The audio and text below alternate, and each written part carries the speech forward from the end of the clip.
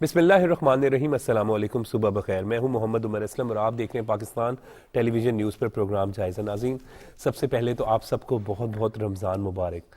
ہم بڑے خوش نصیب ہیں کہ ہمیں دوبارہ رمضان ملا. بڑی برکتوں اور رحمتوں والا مہینہ ہے. ہمیں کوشش کرنی چاہیے کہ زیادہ سے زیادہ اچھے اور نیک کام کریں. بس کوشش کریں کہ کسی طریقے سے اللہ کو راضی کریں. روزانہ تلاوت کلام پاک کریں. بس اسی حوالے سے بات کریں گے کہ رمضان المبارک کے مہینے میں جو ہے وہ ہم اچھے اچھے کاموں کی جو اپنی کوشش ہے اس کا سلسلہ جاری رکھیں. آج پروگرام جائزہ میں جن خبروں پر ڈسکشن کی جائے گی وہ آپ سے شیئر کر لیتے ہیں. وفاقی کابینہ کی تشکیل, اس کے بعد پہلا اجلاس, گراں فروشوں اور ذخیرہ اندوزوں کے خلاف سخت کارروائی کی ہدایت, جبکہ نئی حکومت کو کیا چیلنجز ہیں, کس طریقے سے جو ہے وہ ان چیلنجز پر قابو پایا جائے گا, اس پر بات کریں گے. ان ٹاپکس پر ڈسکشن کے لیے اسٹوڈیو میں موجود مہمانوں سے آپ کا تعارف کروا دیں. مسلم لیگ نون کی رہنما رکن پنجاب اسمبلی کنول لیاقت ایڈوکیٹ ہمارے ساتھ موجود ہیں. کنول صاحبہ بہت بہت شکریہ. جی بہت شکریہ جی. سینئر صحافی تجزیہ کار میاں سیف الرحمان صاحب ہمارے ساتھ موجود ہیں. میاں صاحب آپ کا بھی بہت بہت شکریہ. سینئر صحافی تجزیہ کار جاوید فاروقی صاحب ہمارے ساتھ موجود ہیں. جاوید صاحب آپ کا بھی بہت شکریہ. کنول لیاقت ایڈوکیٹ صاحبہ, سب سے پہلے تو رمضان کی مبارکباد, اور آبویسلی بھی سحری کی اور پھر آئے ہیں آپ یہاں پر. ایک رمضان کی اپنی برکت ہوتی ہے. جی بہت شکریہ سب سے پہلے تو, اور آپ نے ٹھیک فرمایا. آپ کی بات سے میں سوچ رہی تھی کہ ہم بہت خوش قسمت ہیں کہ اللہ تعالیٰ نے ہمیں مسلمان پیدا کیا, اور بطور مسلم ہم لوگوں کو بہت ساری جہاں دیگر سہولیات ہے وہاں رمضان جو ہے وہ ایک بہت خوبصورت مہینہ دیا گیا جس میں ہم اپنی باتوں کے ذریعے اللہ سے کنیکشن کو سٹرونگ کر سکتے ہیں. اور وہاں بالکل, اور ہمیں یہ بھی بتایا گیا کہ کس طرح ہم نے جب ہم بھوک اور پیاس کے عالم میں ہوتے ہیں تو ہمیں اپنے دیگر تمام انسانیت اور اسپیشلی مسلمان بہن بھائیوں کی ان جذبوں کو بھی یاد رکھنا ہے ہم کہ جب وہ لوگ مشکل میں ہوتے ہیں تو ان کی بھوک پیاس کا کیا عالم ہوتا ہے. تو ہمیں بالکل آپ نے ٹھیک فرمایا کہ یہ ایک موقع ہوتا ہے کہ ہم انسانیت کے لیے سوچیں, ہم اللہ کو راضی کرنے کے لیے. اس کی اپنی برکتیں اور رحمتیں ہوتی ہیں. اور میں آج صبح سوچ رہی تھی کہ ہم کتنے خوش قسمت ہیں کہ اللہ تعالیٰ نے ہمیں دوبارہ سے موقع دیا, دوبارہ سے یہ اس چیز کو ہم اچیو کر سکیں کہ ہم رب کو بھی راضی کر سکیں, نیکی کا اجر بھی اور بڑھ جائے, عوام اور لوگوں کو بھی راضی کر سکیں. آپ تو سیاسی رہنما بھی ہیں. بالکل, کل اہم چیز وفاقی کابینہ کی تشکیل دے دی گئی. بڑے میں دیکھ رہا تھا کہ اہم اور سینئر نام ہیں جن میں خواجہ آصف صاحب کا اگر ذکر کیا جائے, اسی طریقے سے اسحاق ڈار صاحب, محسن نقوی صاحب, رانا تنویر صاحب, عطا اللہ طاہر صاحب, اور جو دیگر ہیں شزا فاطمہ خواجہ چود اور علیم خان. اسی طریقے سے 19 رکنی کابینہ, بڑی اچھی کابینہ بنائی گئی ہے. اجلاس بھی ہوا, کیا کہیں گے؟ جی بالکل, آپ نے ٹھیک کہا کہ جو نام اگر ہم دیکھیں تو یہ نام جو ہیں یہ اپنا ایک معیار بھی رکھتے ہیں.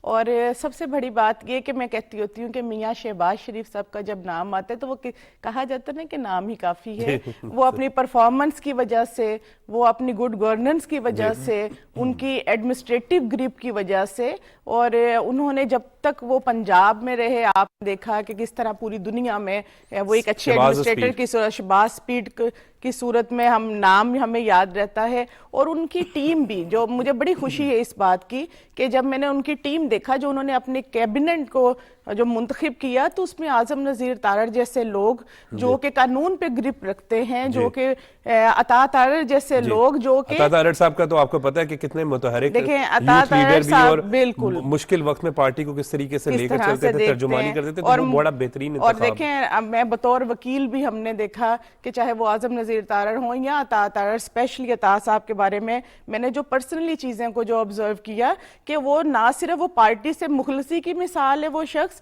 بلکہ پارٹی کے ہر برے وقت میں نے چاہے وہ جیلوں میں ہوں, چاہے وہ ان کے اوپر جھوٹے الزامات لگے, چاہے انہوں نے بالکل فرنٹ پہ آ کر جس طرح پارٹی قیادت کا ساتھ دیا, جس طرح انہوں نے, ہم پیشیوں پہ جایا کرتے تھے, آپ کو پتہ ہے ہمارے اوپر تو یہ مجھے لگتا ہے کہ ہم نے 5 سال پیشیاں ہی بھگتی, تو وہ ہم سے پہلے وہ شخص موجود ہوتا تھا اور ہمیں انہیں دیکھ کے ہمارا بھی مرال بلند ہوتا تھا. صبح لاہور ہوتے تھے, دوپہر کو پتہ چلتا تھا بالکل ایسے ہی ہے. تو آپ احسن اقبال صاحب کا دیکھ لیں, ان کا ایک ویژن رکھنے والے انسان ہے. اسحاق ڈار صاحب کو دیکھ لیں جن کے جن کے پاس ایک تجربہ ہے. محسن نقوی صاحب نے پنجاب کو بہت اچھا پرفارم کیا, تو میں امید رکھتی ہوں اور مجھے بالکل اس بات کے اوپر کلیئر ہے میں کہ انشاءاللہ شہباز شریف صاحب کی قیادت میں یہ ایک منجھی ہوئی ٹیم, ایک بالکل تجربہ کار ٹیم ہے, اور یہ انشاءاللہ تعالی پاکستان کی معیشت کی بہتری کے لیے, پاکستان کی بہتری کے لیے اور عام آدمی کے معیار زندگی کو بہتر کرنے کے لیے ضرور پرعزم بھی ہے اور کوشش بھی کریں گے. بالکل ٹھیک. میاں سیف الرحمان صاحب, بالکل بات جس طریقے سے ہم کہہ رہے تھے ابھی, اسحاق ڈار صاحب, خواجہ آصف صاحب, رانا تنویر صاحب, جو جس طرح کیبنٹ میں, اسی طریقے سے احد چیمہ ایک بڑا زبردست نام ہے, اور شزا فاطمہ خواجہ کا میں ان سے بات ذکر بھی کروں گا, ایک خاتون, مطلب اچھی کیبنٹ جو اگر ہم اوورآل دیکھیں. نہیں بڑے سیزنڈ لوگ ہیں, اور پھر سب سے بڑی بات ہے کہ ٹیم کے کپتان جو ہیں شہباز صاحب, وہ ایک اچھے ٹاسک ماسٹر ہیں. یعنی وہ ٹاسک دیتے ہیں, پھر اس کا باقاعدہ پرفارمنس ایویلیویشن کرتے ہیں, وہ اہداف مقرر کر کے, کیونکہ یہی آج کل کا دور میں فاسٹ ٹریک کا دور ہے, کمپٹیشن کا دور ہے, اور آپ نے آگے بڑھنے کے لیے ایک لمحہ بھی اگر آپ غافل نہ ہوں تو پھر اسی صورت میں آپ ڈیلیور کر سکتے ہیں. دوسرا یہ ہے کہ وہاں ان کے ہاں مشاورت کا ایکسپیرینس کی بنیاد پر ایک جو مشاورت کا اچھا نیٹ ورکنگ ہے, اس کی بنیاد پہ ایک دوسرے کو کنسلٹیشن کے ساتھ ایک اچھا انداز میں گورننس کا ماڈل سامنے ایوالو ہو سکتا ہے, اور بلکہ ایوالو بھی ہے. شہباز صاحب کو آلریڈی ان کا گورننس کا ماڈل جو ہے وہ دنیا اس کی معترف ہے, باہر کے ممالک کے بھی لوگ ان کے ساتھ, آپ دیکھیں ان کو جیسے پیغامات بھی آ رہے ہیں, ان کے اندر بھی باہر کے ممالک کے جو صدور ہیں یا سربراہان مملکت یا یہ بات آپ نے بڑی امپورٹنٹ کہہ رہے ہیں, بالکل درست کہہ رہے ہیں کہ دنیا بھر سے انہیں مبارکباد کے پیغامات, اور اسی طرح کے اسی انداز میں انہوں نے بھی پھر کہا کہ جی ہم نے اب گریٹ گیم کا حصہ نہیں بننا اور سی پیک کو ریوائیو کرنا, اور سی پیک ریوائیو بھی ہو رہا ہے. تو یہ چیزیں ہیں کہ اس میں ہمیں بہت زیادہ امید ہے کہ اس ٹیم کے ساتھ ہمارے بین الاقوامی سطح پہ, اب خاص طور پہ اسحاق ڈار جو ہے ان کی بھی بڑی گڈ ول ہے بین الاقوامی سطح پہ. اور مجھے یاد پڑتا ہے ایک مرتبہ میں خود ان کے پاس جب وزیر خزانہ سے بیٹھا تھا, اور امریکن ایمبیسڈر کا بلکہ فون آیا میرے ہوتے ہوئے, اور ان کے ساتھ انہوں نے ڈسکشن کیا آن سرٹن ایشوز.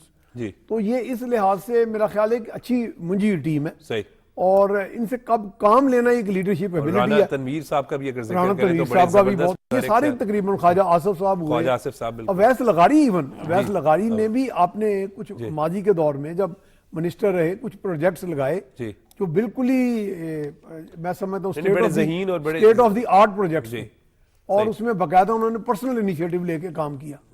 تو یہ ہے کہ میں وہی کہہ رہا ہوں کہ اجتماعی طور پہ جو ٹیم ہے پوری ٹیم ورک کے ساتھ یہ آگے بڑھیں گے تو مجھے بڑی امید ہے. اور دوسرا یہ ہے کہ یہ ایک چیلنج ان کے سامنے ہے, اور وہ چیلنج کے ساتھ یہ کمٹمنٹ لے کے آئے ہیں, یہ عوام کے ساتھ ان کی ایک کمٹمنٹ ہے, کیونکہ اس وقت عوام کی بھی نظر ان کی طرف ہے لگی ہوئی ہیں, اور وہ سمجھ رہے ہیں کہ ہم نے ان چیلنجز سے نمٹنا ہے. اور کابینہ میں اگر بات کریں تو احد چیمہ صاحب کا نام میں دیکھا, مجھے یاد ہے احد چیمہ وہ شخص ہیں, میں ابھی کچھ دن پہلے ابھی یہاں پہ جا رہا تھا تو اورنج لائن دیکھ رہا تھا, تو آج اورنج لائن کا کریڈٹ اوبویسلی احد چیمہ صاحب کو جاتا ہے. میٹرو بس سروس, مجھے یاد ہے شہباز شریف جب وزیر اعلیٰ پنجاب تھے انہوں نے انرجی پروجیکٹس, احد چیمہ ان کو پھر سیاسی انتقامی کارروائی کا نشانہ بنایا, لیکن وہ پھر بھی اپنے اس پہ جو ہے وہ اسٹانس پہ رہے, اور ایک بڑا بہت اچھا نام ہے.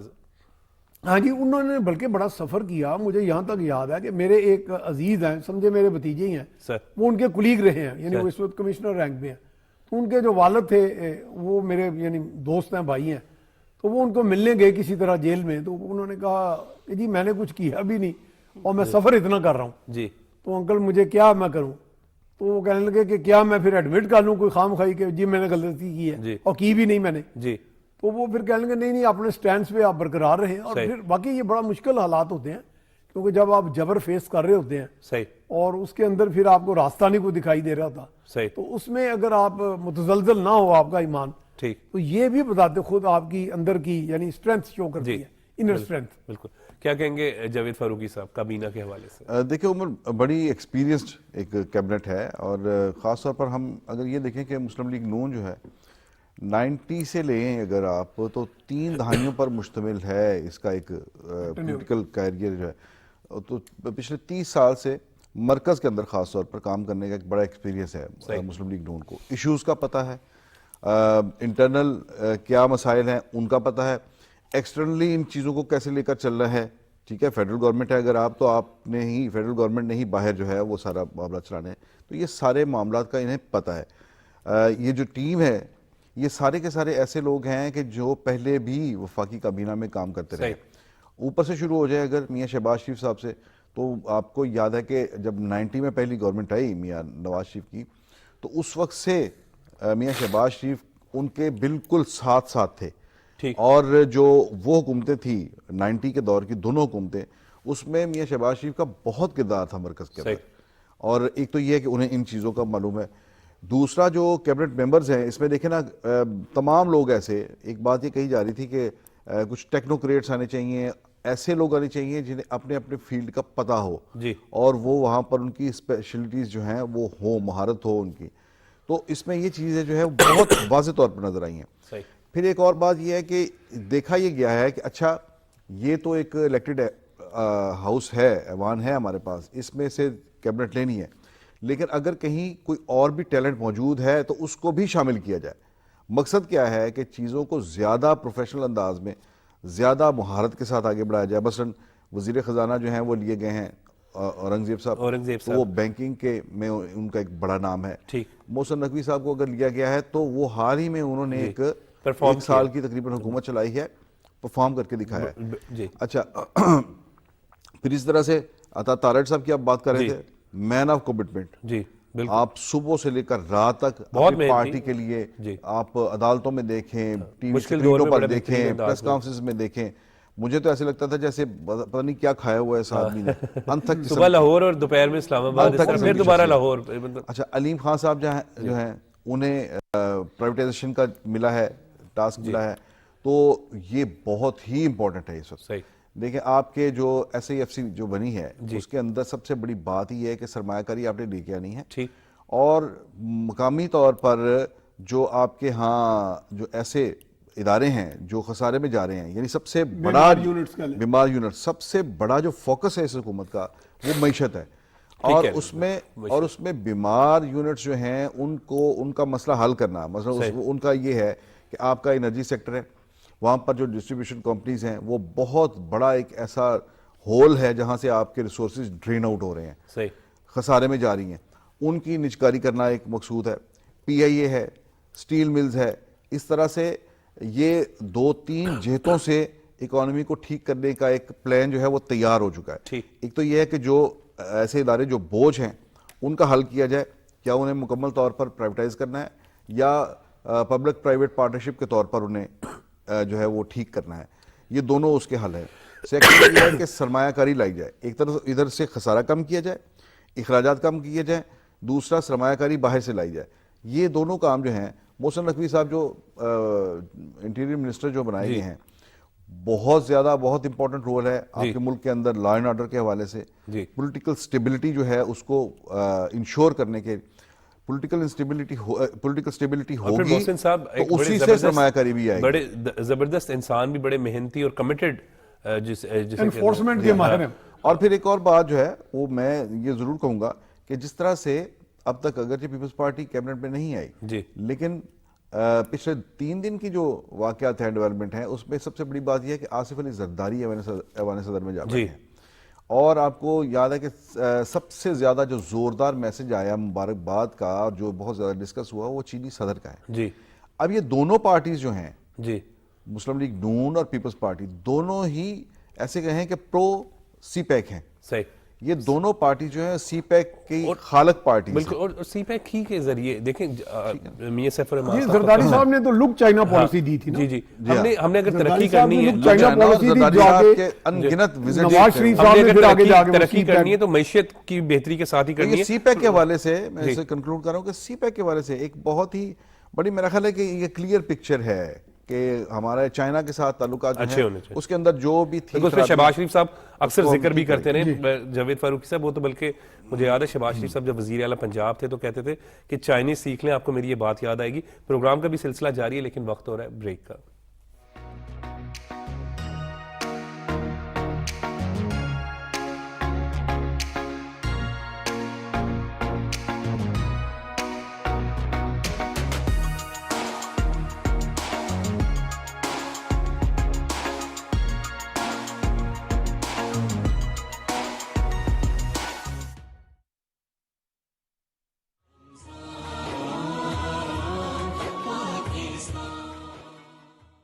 عظمتوں والا, رفعتوں والا माफ़ी दिलाने वाला, मग़फ़िरत दिलाने वाला, जन्नत दिलाने वाला और एक मुबारक रात वाला महीना है।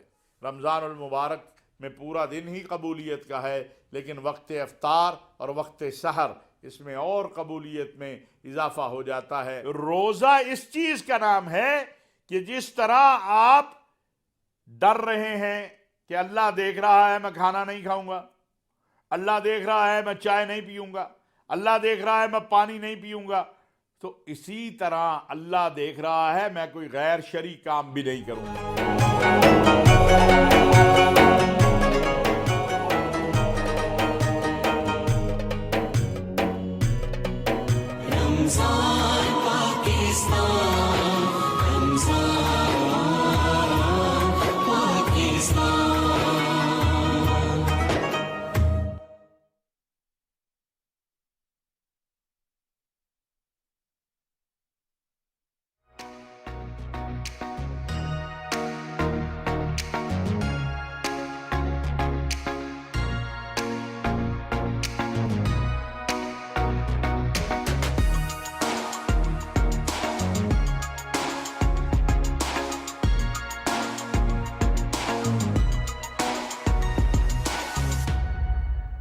Welcome back. कबल याकत साहब, कल वफाकी काबीना की हल्फबर्दारी के बाद पहला काबीना का इजलास भी, और शहबाज शरीफ साहब को आप भी बड़े अच्छे तरीके से जानती हैं, पार्टी सदर भी, आपके वज़ीर आज़म भी, तो वो पहला काम उन्होंने कहा कि रमज़ानुल मुबारक में जो अशिया खुरनोशन की कीमतों को कंट्रोल करने, ज़ख़ीरा अंदोज़ों के खिलाफ सख्त कार्रवाई की हिदायत भी की। जी बिल्कुल, देखें उमर, ये लम्हा फ़िक्रिया है कि पूरी दुनिया में जब रमज़ान आता है तो जो नॉन मुस्लिम, गैर मुस्लिम लोग हैं वो भी रमज़ान में अपनी कीमतों को अपने स्टोर्स पे कम कर देते हैं मुसलमानों के लिए, लेकिन सद अफसोस के हम लोग उसे बिल्कुल उल्ट चल रहे होते हैं। हमारा जो और वो जो कुछ माफिया जो है वो इतना स्ट्रोंग हो चुका होता है कि उनके खिलाफ उस तरह से नहीं एक्शन लिया जा रहा था पिछले चंद सालों में, लेकिन क्योंकि मियां शहबाज शरीफ साहब की तरफ से भी और पंजाब की वजीर आला खातून, पहली वजीर आला हमारी मरियम नवाज साहिबा की तरफ से भी बहुत क्लियर मैसेज आया कि वो किसी सूरत इस चीज को बर्दाश्त नहीं करेंगी और इसके ऊपर बिल्कुल जीरो टॉलरेंस होगा। और मुझे इस बात की खुशी है कि तकरीबन मैं पहली दफा देख रही हूं कि जो हमारे तकरीबन कोई 1300 के करीब जो है, जो मजिस्ट्रेट जिनके पास अथॉरिटी थी, प्राइस कंट्रोल जो इंस्पेक्टर थे, वो वाकई में काम करते हुए नजर आ रहे हैं और तकरीबन हर जगह के ऊपर वो बाकायदा उसके चेकिंग भी हो रही है और बहुत ज्यादा मुकदमे भी दर्ज हुए। पिछले 10 दिनों में मेरे ख्याल से कोई 2-3 करोड़ के नजदीक तो फाइन ही कलेक्शन हुई कि जो ताजर ग्राम फरोशी कर रहे थे, जखीरा अंदोजी कर रहे थे। खातून वज़ीर आला पंजाब मरियम नवाज साहिबा का आप जिक्र कर रही है, तो आप समझ रहे हैं कि बड़ा मुझे ऐसा लगता है कि हम खवातीन सियासी तौर पर पहले से खुद को ज्यादा एम्पावर महसूस कर रही हैं। और अगर मरियम नवाज साहिबा की बात आपने की तो मुझे इस बात पे मैं बिल्कुल क्लियर हूं कि वो खातून जो है वो बिल्कुल कमिटमेंट वाली खातून है, विजन वाली खातून है। और आपने देखा कि जिस दिन से उन्होंने हलफ उठाया,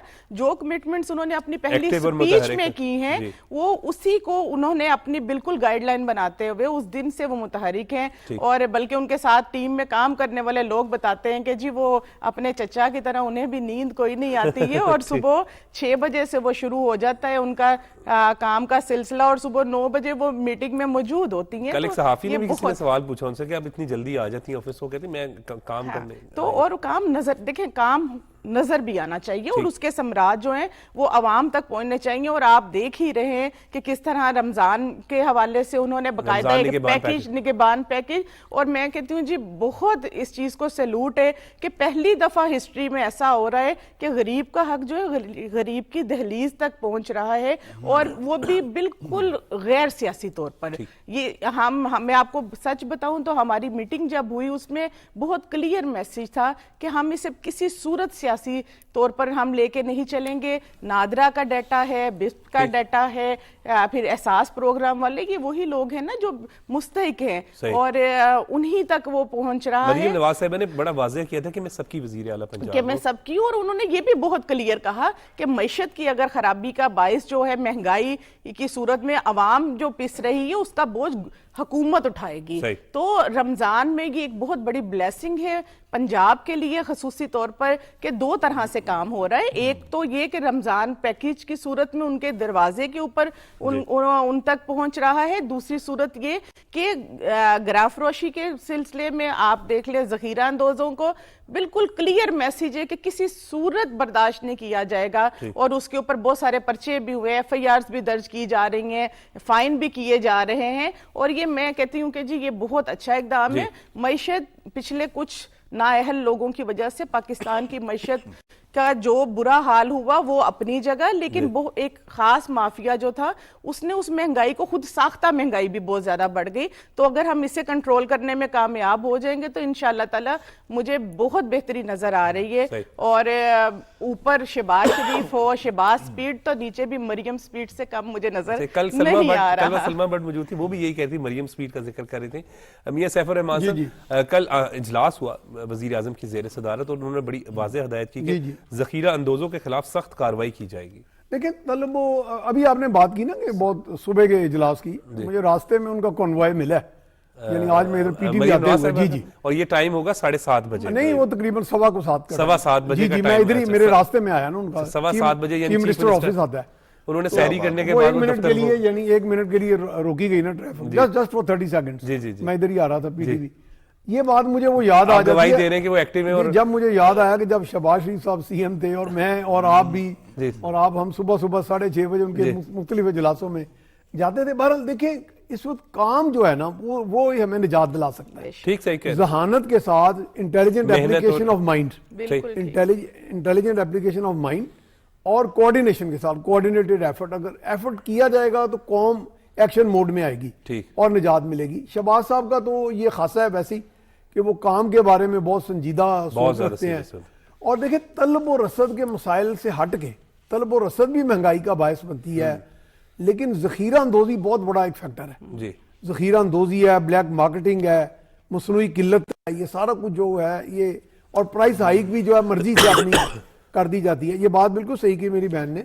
میرے علم کے مطابق ویسے 1700 پرائس مجسٹریٹ ہیں پنجاب میں. ٹھیک ہے. اور اس میں مریم نواز صاحبہ نے یہ بات کی ہے, اور انہوں نے بلکہ اس چیز کی نشاندہی بھی کی ہے کہ اس میں کچھ سکم ہے غالباً, کچھ ابھی بھی لاز میں. اور وہ چونکہ ہماری بہن وکیل ہے, قانون دان ہے, قانون دانوں سے بھی میں ریکویسٹ کروں گا کہ آرام نہ ضمانتہ نہ کرا دیا کرو کیونکہ ہمارے وکلا بھائی جو ہے نا وہ ہر مافیا کو بہت طاقتور بنا دیتے ہیں. تو یہ تھوڑا سا اگر ہاتھ, یہ نہیں میں کہتا سارے کے سارے ایسے, لیکن یہاں پہ ایک ایسا ٹرینڈ پایا جاتا ہے کہ ادھر پھڑی جاندے نے, ادھر چھڑائی جاندے نے. تو یہ ذرا سا ہے میرا خیال. انہوں نے اس بات کا اندیا بھی دیا ایک احتیاط کے ساتھ, یعنی کہ پورا یہ تو نہیں کہہ سکتے کہ ہمارا لیگل سسٹم خراب ہے, لیکن جو لیکیونا ہے میرا خیال وہ بھی ریموو کرنا چاہ رہی ہے. وہ انوملیز اگر ریموو ہو جائیں گی تو میرا ایک بہتر انداز میں, جیسے فوڈ اتھارٹی میں ہوا, کیوں نہیں, فوڈ اتھارٹی کا ایک کافی مؤثر اس کا بڑا بہترین, وہ کہ ماضی میں فوڈ ایڈلٹریشن کا ایک باقاعدہ ہوتا تھا, ایک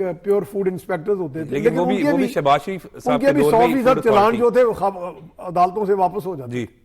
تو اب امید ہے کہ اس کو سٹریم لائن کر کے جب چلیں گے. اور شہباز صاحب کا یہ جو پروجیکٹ ہے میرا خیال ہے بذات خود, میں ان کے بارے میں اگر بہت زیادہ بات کروں لوگ کہیں گے جی ضرور سے زیادہ تعریف کریں, تو ہم نے جو کام کرے گا اس کی تعریف ہوگی, جو کام نہیں کرے گا, اگر عثمان گزار نے کام نہیں کیا تھا تو وہ تو خود ان کے پارٹی والے بھی جو ہے اس بات پہ وہ شرمندہ ہوتے, وہ اور اس چیز کو تسلیم کرتے. اگر اب شہباز شریف صاحب نے پنجاب کے اندر ایک بہترین انداز میں کام کیا تھا تو اس کی تعریف آپ بتا رہے ہیں نا. میں نے ایک میٹنگ میں ان کو, مریم نواز صاحب اگر 7 بجے صبح آفس پہنچ رہی ہیں, جی انہوں نے 7 بجے ایک منسٹر کو کہا, وہ تھوڑا سا ادھر ادھر دیکھ رہے تھے, اب میں نام نہیں لوں گا ان کا, بڑے نامور آدمی ہیں لاہور کے.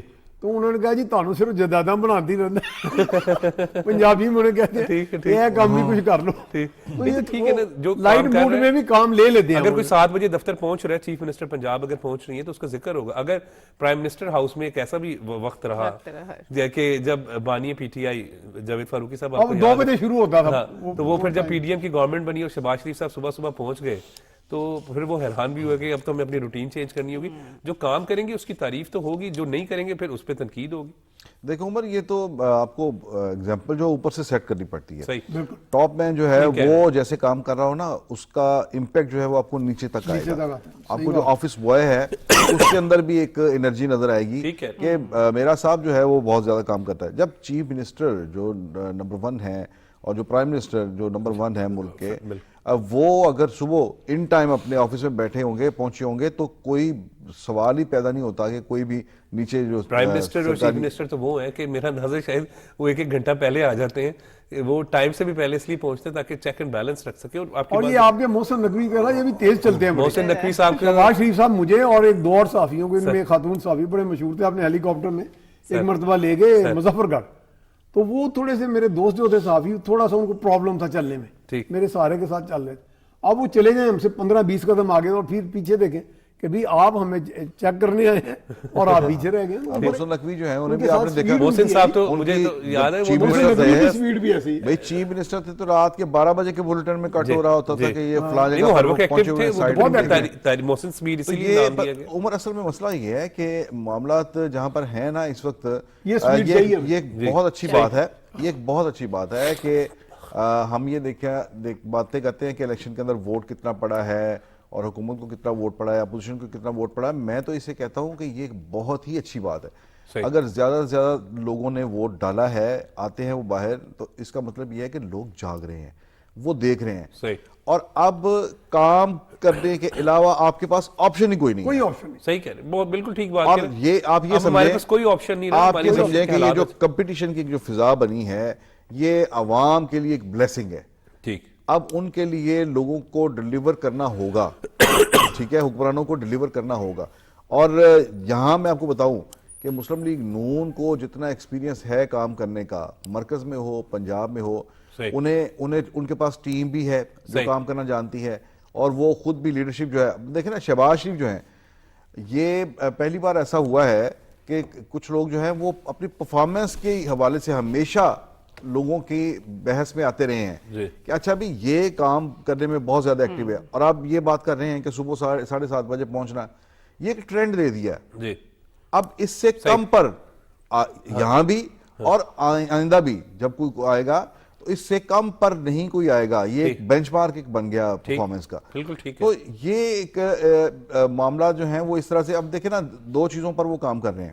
آپ نے مہنگائی کی بات کی، تو ایک تو یہ ہے کہ مہنگائی کا حکومت کو پوری طرح سے احساس ہے کہ مہنگائی ہوئی ہے، ریٹس بڑے ہیں، روپے کی جو ڈیویلیوشن ہوئی ہے اس سے ظاہر ہے، نیچرل ہے کہ اس کا نتیجہ یہ ہے کہ مہنگائی ہونی ہے. لیکن حکومت اس سے کس طرح سے نمٹنا ہے اس پر کام کر رہی ہے. دو طریقے اس کے. ایک تو یہ ہے کہ آپ اپنے عوام جو ہیں ان کی قوت خرید بڑھائیں.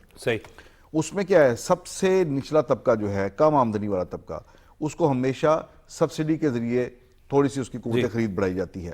ٹھیک ہے، اس کے لیے اشیاء سستی کی جاتی ہیں، یا جیسے بسپ ہے، وظائف ہے، تو اس کے ذریعے ہر مہینے انہیں کچھ نہ کچھ دیا جاتا ہے جس سے ان کی قوت خرید بڑھا رہے ہیں. دوسرا، جو جعلی مہنگائی کرنے والے لوگ ہیں، مافیا جو ہے، ان کے اوپر شکنجہ کسا جائے. یہ پچھلے میری بہن نے بھی اس کا تذکرہ کیا. پچھلے میں دیکھ رہا تھا، ابھی یہاں پر فگرز پڑے ہوئے تھے، پچھلے 10 دن کے اندر کوئی 2 کروڑ کے قریب جو ہیں وہ جرمانے ہوئے ہیں، اور 2000 بندہ اریسٹ ہوا ہے.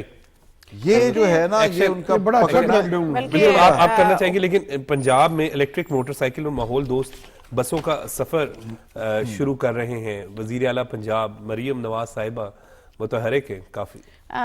جی بالکل عمر، میں پہلے اپنی پچھلی بات میں ایک چیز کا اضافہ کرتی چلوں کہ کل ایک نوٹیفیکیشن جاری ہوا جو کہ مجھے لگتا ہے کہ یہ مزید ہیلپ فل ہوگا کہ ڈسٹرکٹ مانیٹرنگ کمیٹیاں بنا دی گئیں، اور ہر ڈسٹرکٹ میں جو ہے وہ جس میں غزالی بٹ صاحب بھی شامل ہیں، میاں مرغوب صاحب بھی شامل ہیں، سب لوگ، اور اسی طرح ہر ڈسٹرکٹ کی کمیٹی بنا دی گئی. یہ سارے لوگ ہی بڑے بہتر ہیں، غزالی بٹ صاحب. ہاں جی بالکل. اور اگر آپ دیکھیں تو یہ پرفارم کرنے والے لوگ ہیں. تو مجھے یہ بہت اچھا یہ لگا کہ ایک طرف بیوروکریسی اپنا کام کر رہی ہوگی، ایک طرف پرائس کنٹرول جو مجسٹریٹ اور انسپیکٹرز ہیں وہ کام کر رہے ہوں گے، تیسری طرف اگر ہم دیکھیں تو جب عوامی نمائندے بھی جنہیں پتا ہے کہ ہم نے ووٹ لینا ہے تو کن کن مسائل لوگوں کے ہیں اور کس طرح سے کن کن شکایات کے سننے میں آئی، تو جب یہ سب ٹیم مل کر ایک عزم کے ساتھ چلے گی، اور وہی بات کہ جب ٹیم کا سربراہ جو ہوتے وہ کمٹمنٹ والا ہو اور وہ ڈیلیور کرنے کی نیت رکھتا ہو، تو یہ بہترین ٹیم ثابت ہوگی انشاءاللہ.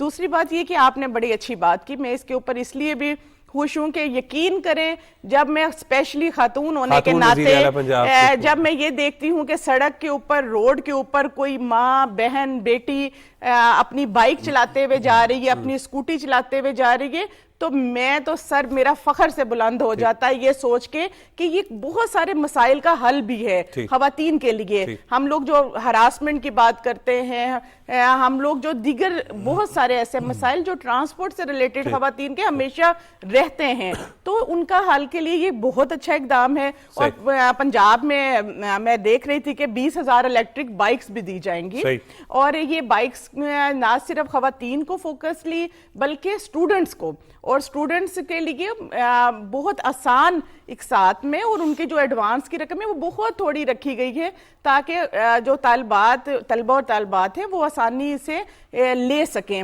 تو یہ ایک بہت اچھا ہے. پھر میں پڑھ رہی تھی کہ 657 بسیز انیشلی طور پہ پہلے سٹیپ میں جو خواتین کے لیے جو پنجاب میں چلائی جائیں گی جو کہ خواتین کے لیے ٹرانسپورٹ کی سہولت میں بہت فائدہ مند ہوں گی. تو یہ اچھا سب سے اچھی بات یہ کہ یہ ماحول دوست بھی ہیں یہ دونوں پروجیکٹ جو ہیں کیونکہ ہمارا آج کل کا سب سے بڑا ایشو ماحولیاتی آلودگی بھی ہے اور ہم اسے نظر انداز کسی صورت نہیں کر سکتے کیونکہ ہم الارمنگ سچویشن پہ اب کھڑے ہیں.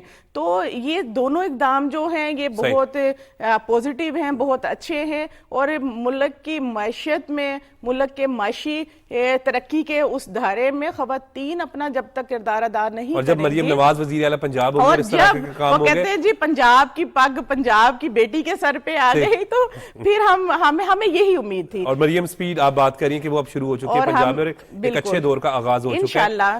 میں آپ کو بتاؤں مجھے پنجاب میں کیونکہ میں پنجاب کی نمائندہ ہوں تو مجھے پنجاب کے لوگوں کی معیار زندگی انشاءاللہ آنے والے چند وقت میں بہت تھوڑے وقت میں پہلے سے بہت بہتر نظر آئیں گی اور اس میں خواتین تو انشاءاللہ مجھے لگتا ہے کہ اب وہ لیڈنگ پوزیشن میں ہوں گی. بہت بہت شکریہ قبل صاحبہ آپ نے اپنا ٹائم دیا. بہت بہت شکریہ میاں سیف الرحمان صاحب.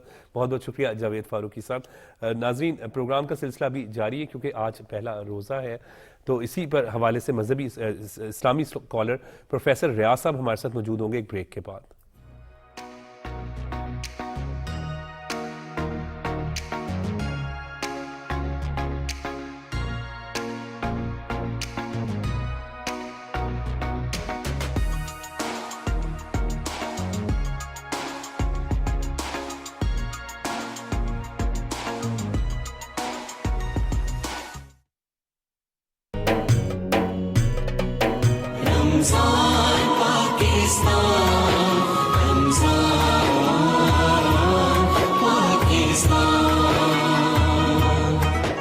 رمضان کے اس بابرکت اور رحمتوں والے مہینے میں ہم پیش کر رہے ہیں آپ کے لیے خصوصی ٹرانسمیشن رمضان پاکستان. رمضان پاکستان. ہم کریں گے بات رمضان کی عظمت حرمت اور فضیلت پر جس میں ہوں گے شامل صبر و قناعت اور تقویٰ کے موضوعات. آگاہ رکھیں گے آپ کو حفظان صحت کے اصول اور دیگر مسائل سے. رمضان کے روح پرور ایام میں دیکھنا نہ بھولیے گا خصوصی ٹرانسمیشن رمضان پاکستان. رمضان پاکستان رمضان پاکستان.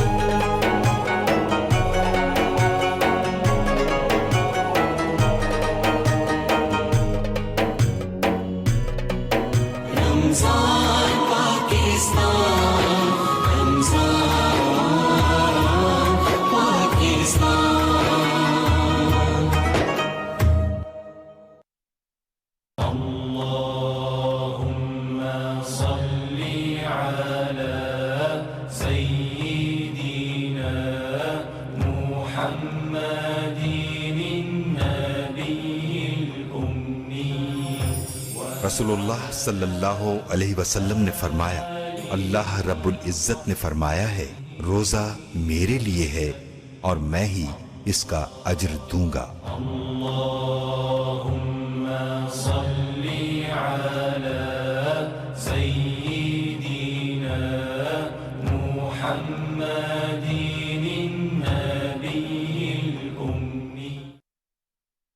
اس مبارک رمضان کا پہلا عشرہ باعث رحمت ہے۔ اللهم اغفر وارحم وأنت خير الراحمين۔ اے اللہ مجھے بخش دے، مجھ پر رحم فرما، تو سب سے بہتر رحم فرمانے والا ہے۔ جدھر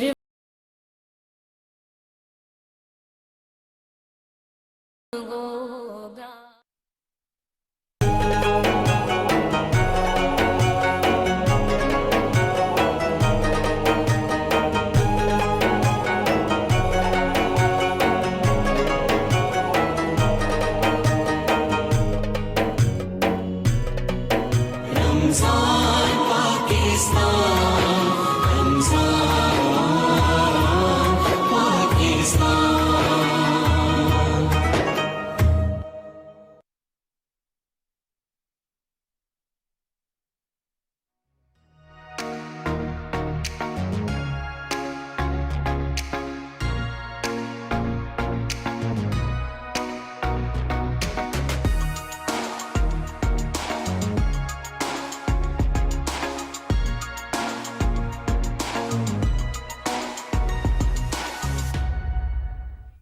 یکم رمضان ہے، نیکیوں اور رحمتوں کا مہینہ ہے، برکتیں سمیٹنے والا مہینہ ہے۔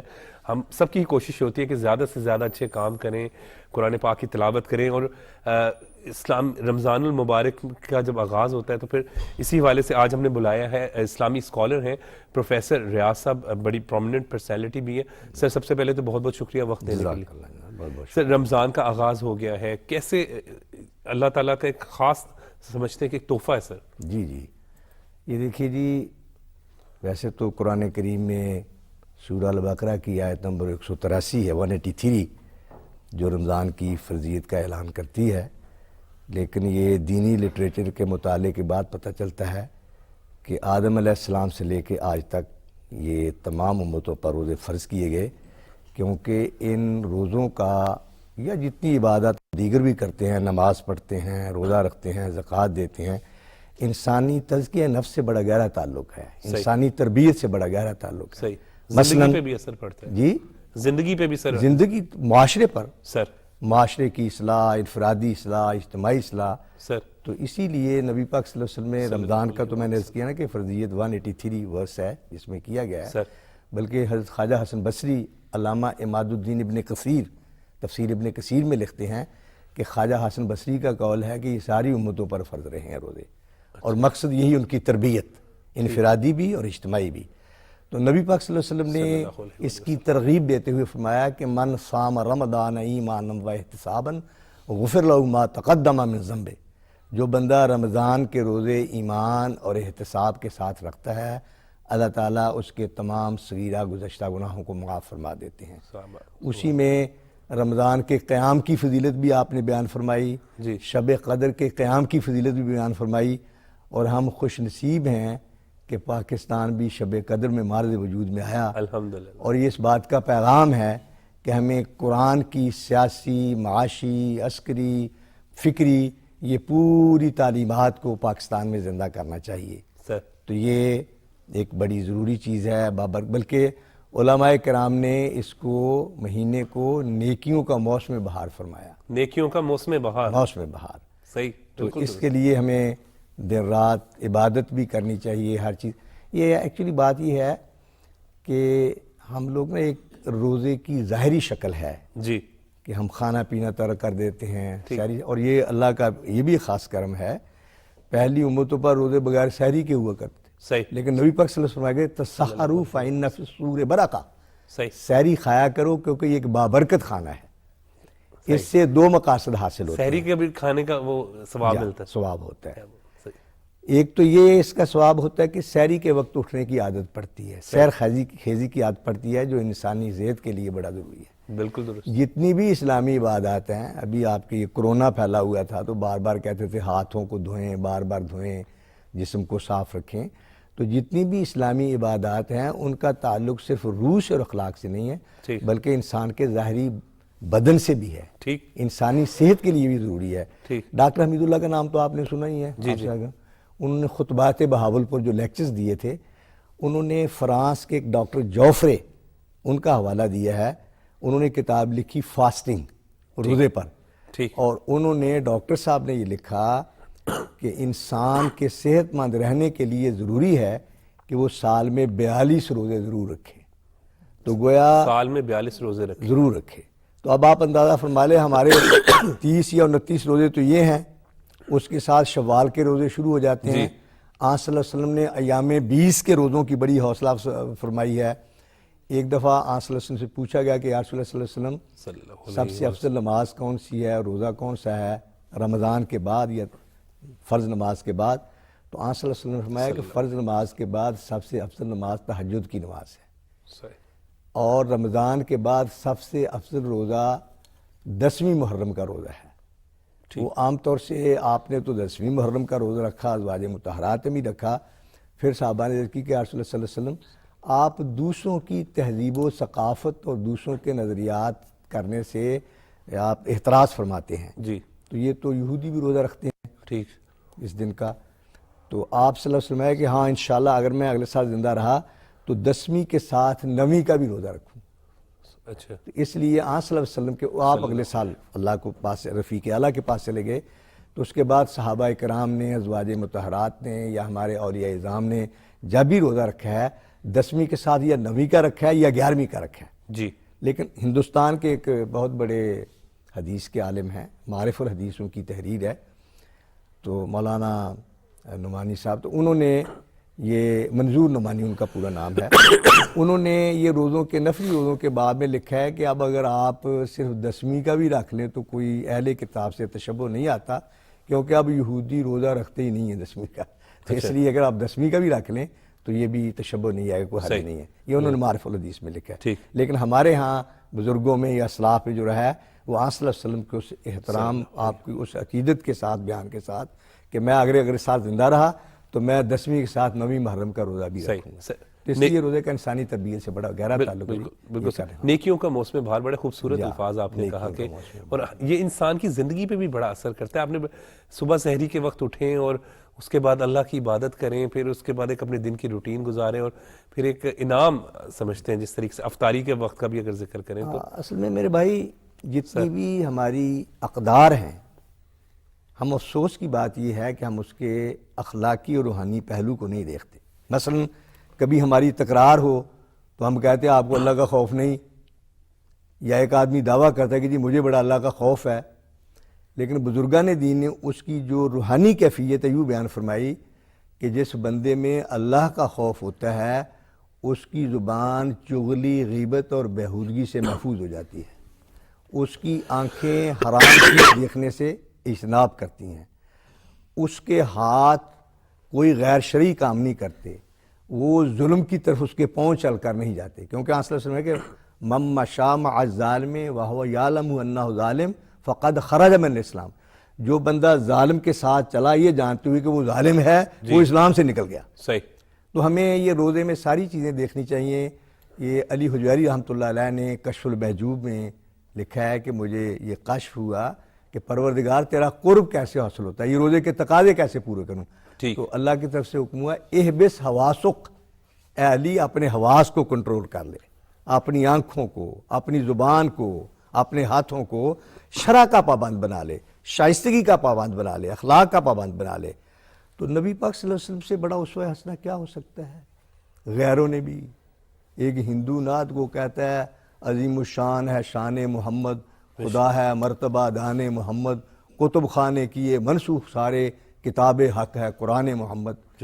یہ اسلام آباد سے ایک فکر و نظر رسالہ نکلتا تھا.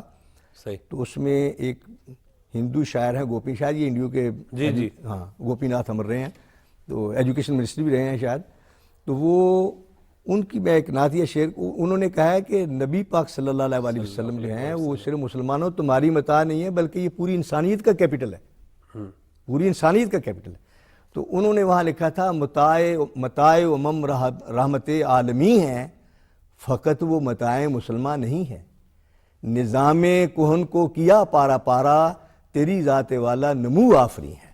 صحیح. تو یہ اسی طرح سے کسی مذہب اور مسلک سے تعلق رکھتا ہے. if he is fair minded, اس کی فکر راست ہے. تو وہ نبی پاک صلی اللہ علیہ وسلم کی عظمت کو تسلیم کرتا ہے. صحیح. ہمارے سیرت کی کتابیں میں نے بہت سی پڑھی، اور خاص طور سے جو وہ طفیل صاحب نے نقوش نمبر نکالا تھا ان میں پورا ایک جلد ہے جو غیر مسلم مفکرین کی آرا کے بارے میں ہے. لیکن بہت سی اور بھی کتابیں ہیں. یہ مولانا حنیف یزدانی صاحب ہیں، انہوں نے ایک کتاب لکھی ہے، اب تو وہ چھپ بھی نہیں رہی ہے کہ ہمیں بھی لا دو ہمیں لا دو. میں نے اردو بازار سے پتہ کہ تو ملتی نہیں ہے جی، انڈر پرنٹ نہیں ہے. تو وہ بھی انہوں نے لکھا ہے محمد مصطفیٰ صلی اللہ علیہ وسلم غیر مسلموں کی نظر میں. تو انہیں اس میں بڑا مواد کیا ہے.